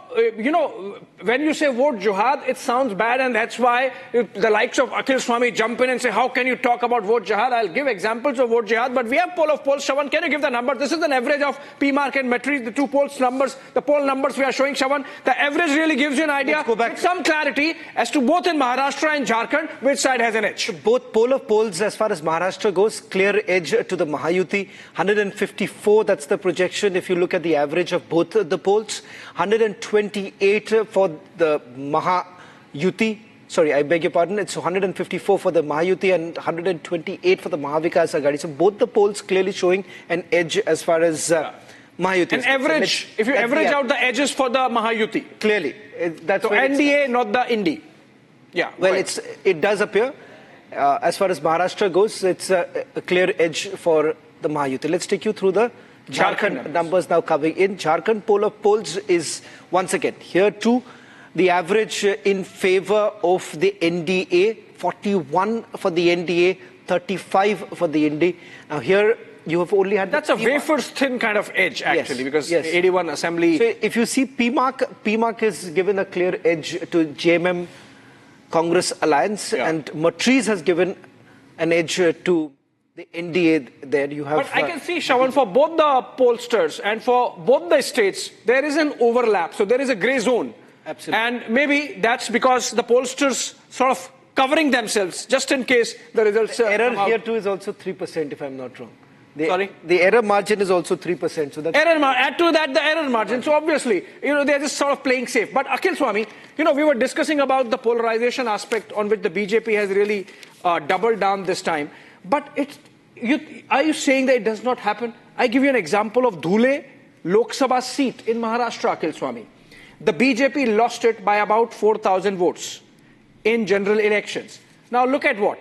The Dhule Lok Sabha seat has 6 assembly segments, of which in 5 the BJP had a lead, a total lead of 1,80,000 votes. Just in one assembly segment, which is Malegaon, the BJP had a deficit of 1,90,000 votes. All the votes went to the Congress party and the Congress won. So obviously that is what vote jihad is. You know why Malegaon votes so strongly towards the Congress party. That is vote jihad, clearly.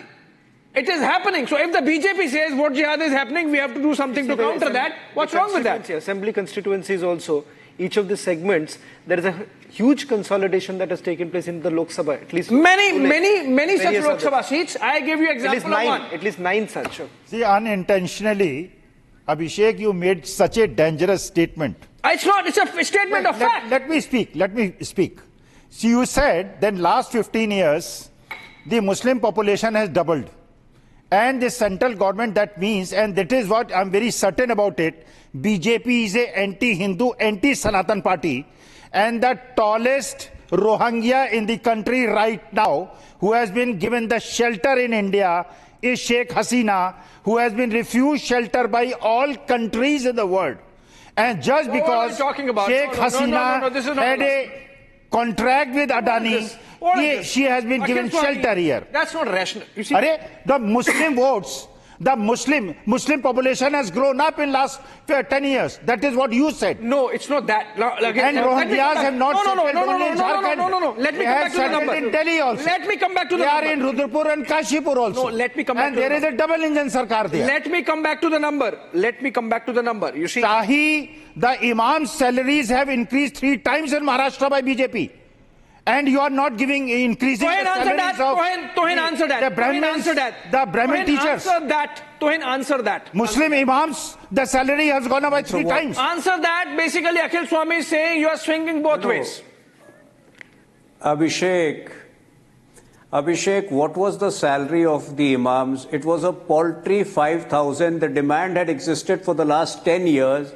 And that amount has been raised to 15,000. You are pro-Muslim. You are doing Muslim appeasement. Watchmen are earning more than that. Watchmen are earning more than that. So this is not appeasement. No, it is appeasement. It is appeasement. And it could have been accorded to anybody. No, what is the argument? No, it is not. I don't agree with this. The watchman is not getting his salary from the state exchequer. The watchman is getting salary from the private sector, not from the taxpayers' money. They are pro-imams. They are pro-imams. From the taxpayers' money. They are anti-Hindu.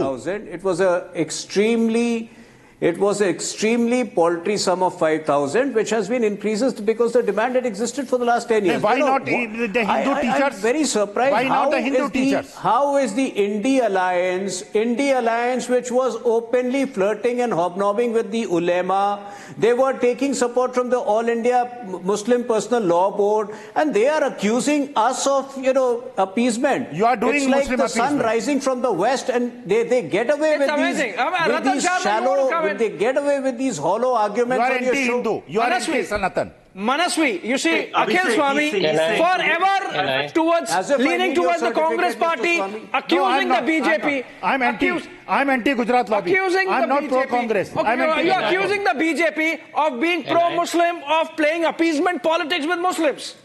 Yeah, I don't think Tuhin should deny that. Since 10 years, this demand was there, and 10 years back, 2014, the BJP came to power, and it's okay. Tuhin should accept it. Yes, we increased the salary while the appeasement was not required between 2014 and 19. It was required only in the last leg of the 2024, and we increased it, and that is called appeasement politics. Why Tuhin is shy? Okay, two panelists tonight are saying that the BJP has played appeasement politics and pandering to Muslim sentiment. Ratan Sharda, how would you defend? I would like to make a few points before I get into this, muddy kind of discussion. First of all, in Maharashtra, there are 6 parties. Even 1% vote swing of one to other can lead to a difference of what seats have been predicted. I would not fall for any prediction as far as Maharashtra is concerned. Last exit polls have covered ourselves in glory. Media ate humble pie. So let us not fight over those numbers. I would say yes, a close fight. But as far as numbers are concerned, with 6 parties under 2 umbrellas, you cannot really predict how the things will go. The Muslim vote jihad has happened in 2024. It will happen again. And if the voting percentage increased in Maharashtra, it will benefit BJP. That is the bottom line. Coming to Jharkhand, we already talked about that. Now, a person to keep on ranking a professor level of person, keep on talking of Gujarat lobby, Adani lobby, it's very foolish, I would say. It's very poisonous because if you don't allow industries to grow, there were Tatas, there were Birlas, there were so many Ambanis, Adanis, they're already there. So you want India to fall into the trap of socialist policies where you will punish the industrialists who grow well, Adanis to some of the hardcore, very, very important areas of the infrastructure where nobody has been successful. He has been able to get ports out of India, which are basically supporting India's ambition in the blue waters. But rather than appreciating that, every party has tie-up with Adani, whether it's TMC or Congress, to come in and shout Adani, Ambani, Gujarati lobby and all. I think this is very poisonous. We are creating very bad situation in Maharashtra. Most of the entries were shut down during Congress Just rule. a quick point. BJP, they were shut down by these people, and those people went to Pune, these people went to Gujarat.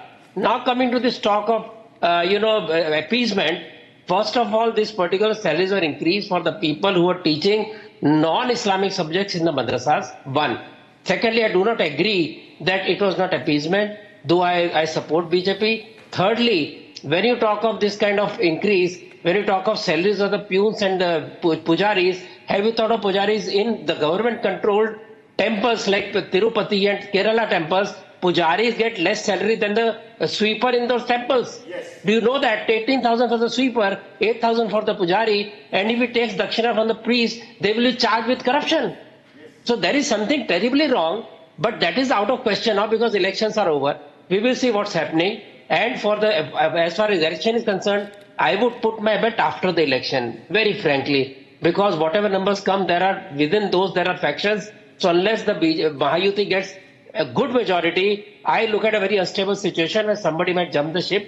I've said earlier also, I will not name, we know what is happening. So it is a good intellectual exercise to sit here and pontificate on the policies and aapne ye kiya, aapne wo nahi kiya. Point is, in Maharashtra it is no more ideological warfare because the two ideological poles of Congress vis-a-vis Hindutva have disappeared. On both sides you have got people who want to pander to Muslims. On both sides people who want to talk about pro-Muslim policies. Both sides will support Waqf board, etc. So it's a very dicey situation, but it is not a good situation. And I'm very sorry that Shiv Sena and later BJP fell into the trap of trying to break parties and make governments. First Shiv Sena did it. They spoiled the Hindutva atmosphere. Then we had NCP coming into BJP fold. It's a total confusion. We must admit it. So the results today are only an indication that people have woken up, that they made a mistake in the May of elections. They have come out to vote, and you will see a difference with rise of BJP's strength. And if BJP is going to get good votes, they are able to get near majority, then you will find everything is set down very well. So Ratan Sharda, while the BJP particularly has spoken this election about what they believe is vote jihad, and it's a reality, they say, at least if you really look at 9 Lok Sabha constituencies, they put out the data. You, within Bombay itself, in Northeast, we had this vote jihad when one assembly segment, BJP person lost all the margins. Similarly, in my own area, Bombay Central, Mumbai Central, they lost the margin just one assembly constituency. What is that to hide? So, it is there in black and white. Why can't we agree to that? The concern is, Ratan Sharda, the concern is, come on social media very clearly instructing whom to vote for, what is the symbol. No, the concern is the concern is not about the consolidation.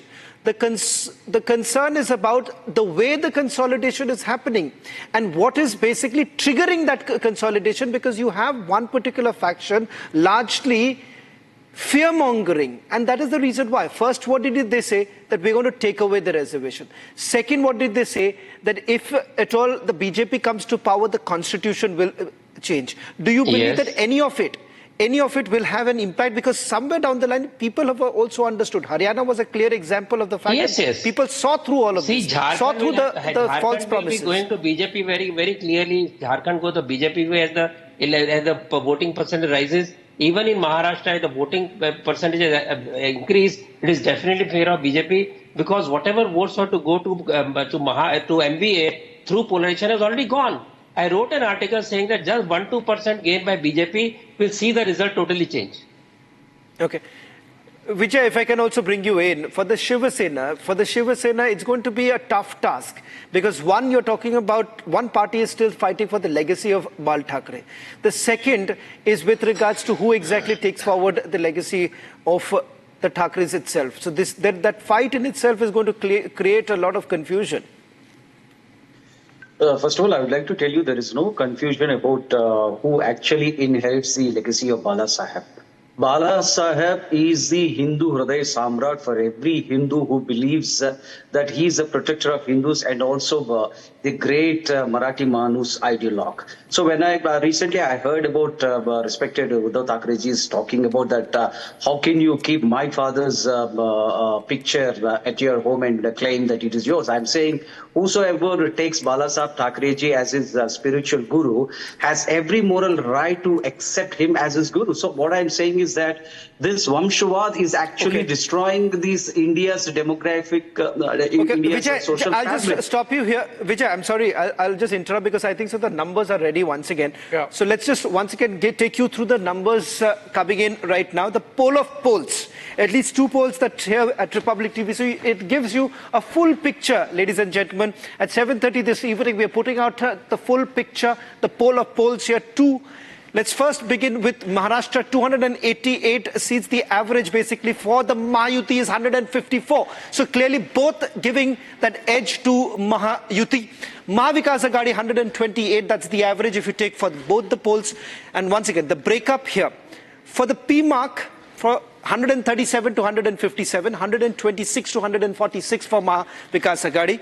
Matriz is giving a clear edge here. But once again, if you really look at the difference, 150 to 170. So that's quite a huge margin that you're really looking at. 110 and 130 for the Mahavikas Aghadi.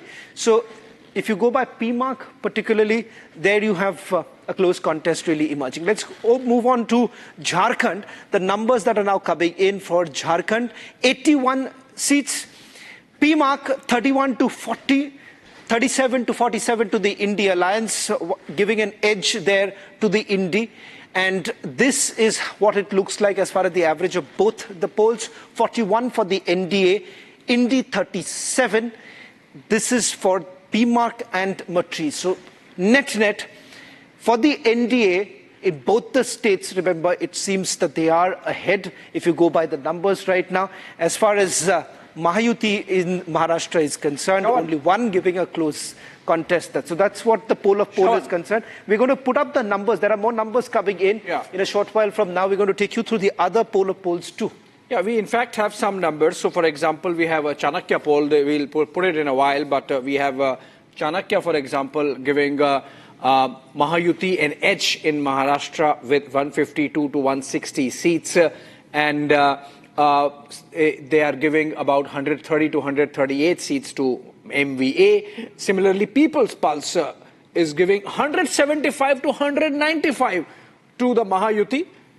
And so if you do the poll of poll, like you did, Shravan, for P-mark and Matriz, which we have brought, if you include the Chanakya and the People's Pulse, Mahayuti has a clear edge of getting about 165 seats in Maharashtra. And that's, I think, is our biggest takeaway coming out of this exercise. Maharashtra is the big state. Maharashtra is the trophy, so to say, with 1/4 of India's taxes coming from Maharashtra. And if the BJP is retaining, and the NDA is retaining, and the Mahayuti in Maharashtra is retaining the state, it's a clear indication that the BJP succeeded in turning around its own fortunes from June general election results.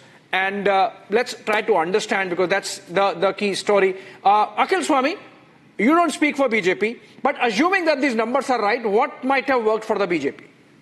The only thing is that the Maharashtra industries will go to Gujarat, and no industry in Maharashtra will remain. Every industry will go to Gujarat, and Adani ji will become the richest. But Adani ji will come to Mumbai. No, he will. See, even the Mumbai will shift to Surat. Acha, okay. Okay. Now let's make it, because Manasvi stays in Ahmedabad. Okay. Because Manasvi stays in Gujarat. Gujarat will get in. Manasvi, going by these numbers, what do you think would have worked? Okay, hold on. What would have 10 years? Okay, what would have Manasvi? You are in Gujarat. What would have worked for the BJP that it turned around its fortunes and the Mahayuti coming back to power in Maharashtra? Only strong leadership and dividing NCP and Shiv Sena. That atmosphere of confusion among the voters have gone in the favor of BJP. That's the major point. In terms of leadership, yes, you have to give it to BJP. There's a strong leadership. The Karyakartas are there. That kind of momentum is in favor of the BJP. You can't take that away from them. And also a negative marketing against opposition political parties and dividing political parties has been the benchmark for BJP in winning election. And this Maharashtra election, more specifically, is on that front. That plank have helped for BJP. Okay, Tohin, if the NDA is winning in the manner in which it is, and as Shravan suggested that the NCP Ajit Pawar might not perform well, you think it's a baggage which you might be happy to leave behind? No, I don't think we are even contemplating that situation. We have been through thick and thin together for the last 1.5 years, at least from July 2023, and we will continue in this manner. I am sticking my neck out today and telling you that, the Maharashtra elections are really not as close as some of the media houses want to project it to be, because I think media houses, after the setbacks to your opinion polls in Lok Sabha elections and then Haryana elections, are playing it safe. I can tell you it's 165 is not close because the fault lines have been very 165 is a clear victory for the NDA and the Mahayuti. After the Lok Sabha debacle, I think so. I am saying that media houses. No, hear me out. I am saying that after the opinion poll setback for the media houses have started playing it safe, and they are calling every election close. This one is not a close election. It is easily 160 plus for Mahayuti even at this stage, because the fault lines are very clear. We have had a very layered campaign. While we have focused equally on ideological issues, plus infrastructure issues, plus $1 trillion economy, the other side was only and only obsessed with the ulema, with the All India Personal Muslim Law Board, with Muslim reservation. They could not think anything beyond that. And plus, we all know that, every time you give them an opportunity, they wreak financial anarchy upon a state. The Himachal Bhavan, with the Himachal Bhavan being the latest example. And I was hearing Mr. Swami, I am just amused at his obsession. I am just amused at his obsession with Adani. Even on an exit poll debate, he only thing he can mention is Adani. Okay. This is how disconnected they are with the voters. This is how disconnected they are with the elections. Abhishek, when Tuhin talks about ideology कहाँ है? You break Congress, you break NCP, उनके लोगों को आप अपनी party में ले लेते हो. Ideology of soybean in Maharashtra. There is no ideology. Let's for the facts of the matter. Baba, the government does not decide the soybean rates, right? It's not fought on ideology. I think the fourth poll. What is the MSP? Okay. Is there an MSP for soybean? Then the government would buy at MSP. No, it is not buying. It is not buying. Abhishek, I think there are more polls. Taking money from numbers are now coming in. You got the Jharkhand number, Shaman? I've just got the Jharkhand number. Let's look at the Jharkhand poll. Let's just quickly take you through. Chanakya is, as far as Maharashtra is concerned, is showing 152 to 156 to the Mahayuti, and 130 to 138 to the Mahavikas Aghadi. That's Chanakya for Maharashtra. Look at the Jharkhand. Now, Jharkhand, they are showing about 25 to the NDA, 53 to the Indi. So here you have Chanakya.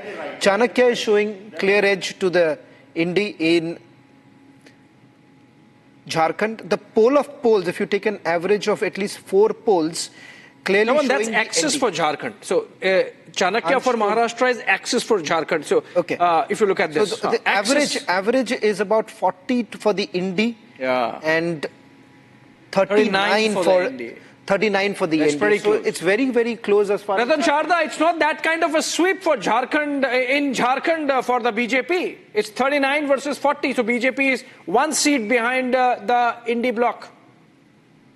Abhishek, I must stick to my statement that these exit polls are good intellectual exercise. Buddhi vilas, they call it in Marathi. So we can keep on talking. The sense on the ground is that Jharkhand is going to BJP, and the sense on the ground is Maharashtra that Mahayuti is gaining. But I said, unless the gain is very big, the situation could be tight because of the so many factions being there. That is my statement. And these difference when there are 6 parties, difference of 0.5%, 1% can change the entire situation. Small changes of votes, for example, in Mumbai, with the lower percent of vote and high percent of vote from a particular community, Congress Shiv Sena stand to gain. In other areas where people are coming to vote, BJP and the alliance is bound to gain. And on Jharkhand, I am very clear, BJP has a wonderful leadership. BJP has done very aggressive campaigning in Jharkhand. We had a listless chief minister who was in jail half the time. So this is definitely going to BJP. That's my gut feeling. Ratan Sharda, since you are domiciled Punjabi in Maharashtra, you use the Marathi word, but even if you use the Punjabi colloquialism, shusha, for these exit polls, I wouldn't mind, because you see, we are not doing those. One more thing. See, one more thing, because the Congress, the anti-BJP gentleman sitting here is talking Adani, Ambani. My family went to Gujarat in Surat way back in 72-73. At that time itself, the situation of the industry in Maharashtra was such that people wanted to get away from the trade unionism, get away from the murderous politics of unionism, and because of continued disruption by the government with various kind of attacks on the industry. Remember, Kirloskar was jailed. You forget that, and that is where the migration of the industry began. It has nothing to do with Adani. It has nothing to do with Ambani. A pattern because this particular government was not keen on industry. It let Bombay rot, and that is the situation we see today. 30 years Shiv Sena Rajya in BMC for the worst kind of infrastructure, worst kind of development. Ratan Chadha, sorry to interrupt. I just stay on with us as we have Shiv Sena parliamentarian Milind Deora joining us. He's contesting from Worli. It's been a high-octane battle, at least in your constituency, Milind. Going by the poll of polls, your party seems to be well-placed. Mahayuti ahead of Mahavikas Aghadi, at least if you go by the 4 poll of polls.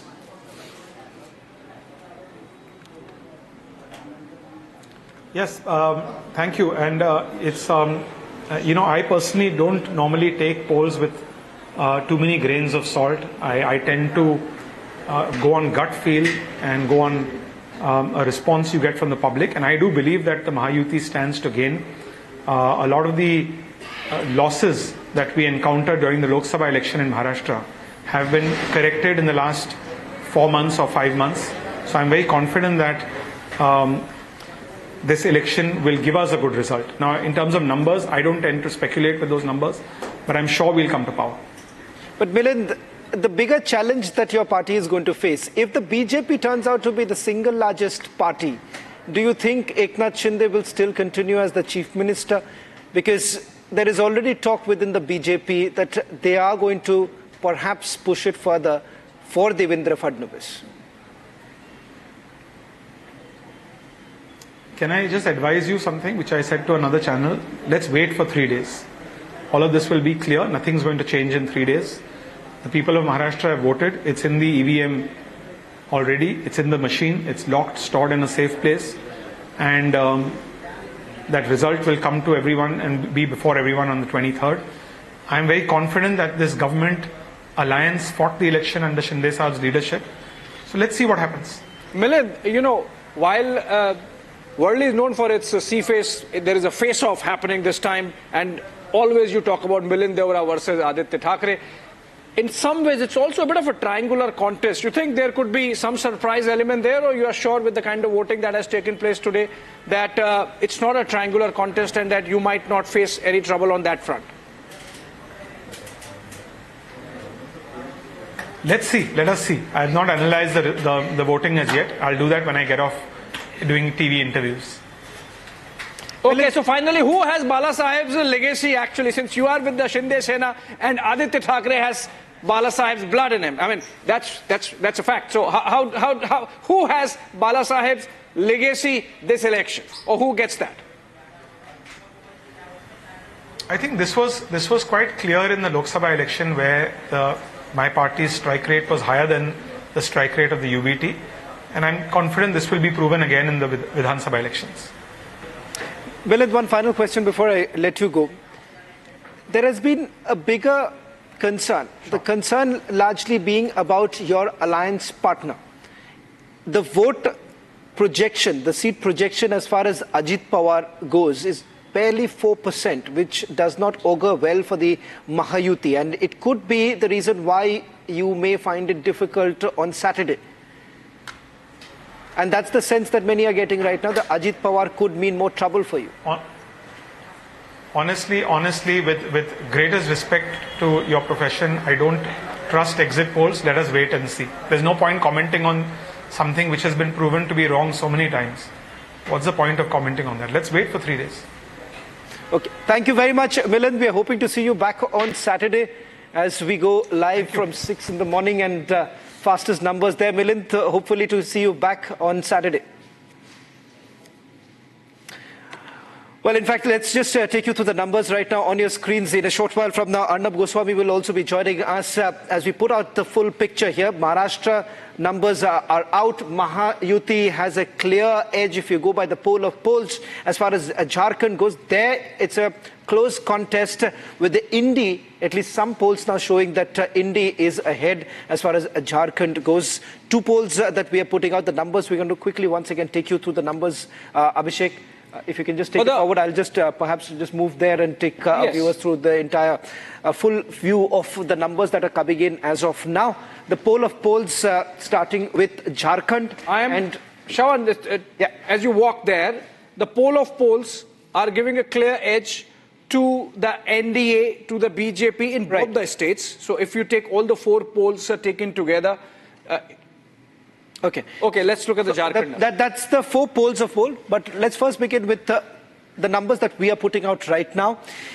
For Jharkhand, of the 81 seats, NDA projected to about getting 41, Indi 37. Now I'll just give a breakup. PMark is showing an edge to Indi, 37 to 47, 31 to 40 to the NDA. Matriz is clearly hedging it for the NDA 45 seats and Indi 32 seats. Now that's the picture coming in from Jharkhand.